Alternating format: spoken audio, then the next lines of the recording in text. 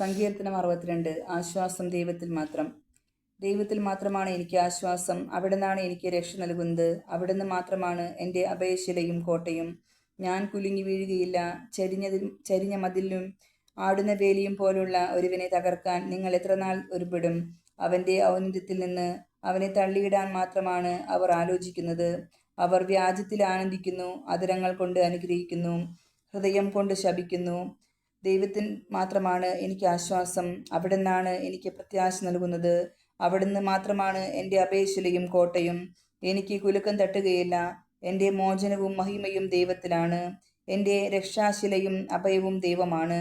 ജനമേ, എന്നു ദൈവത്തിൽ ശരണം വയ്ക്കുവിൻ. അവിടുത്തെ മുമ്പിൽ നിങ്ങളുടെ ഹൃദയം തുറക്കുവിൻ. അവിടുന്നാണ് നമ്മുടെ സങ്കേതം. മർത്യൻ ഒരു നിശ്വാസം മാത്രം. വലിയവനും ചെറിയവനും ഒന്നുപോലെ മിഥ്യയാണ്. തുലാസിന്റെ തട്ടിൽ അവർ പൊങ്ങിപ്പോകും. അവൻ മുഴുവൻ ചേർന്നാലും ശ്വാസത്തേക്കാൾ ലഘുവാണ്. ചൂഷണത്തിൽ ആശ്രയിക്കരുത്. കവർച്ചയിൽ വ്യർത്ഥമായ ആശ വെക്കരുത്. സമ്പത്ത് വർദ്ധിച്ചാൽ അതിൽ മനസ്സ് വെക്കരുത്. ദൈവം ഒരു പ്രാവശ്യം അരുളി ചെയ്തു, 2 പ്രാവശ്യം ഞാനത് കേട്ടു.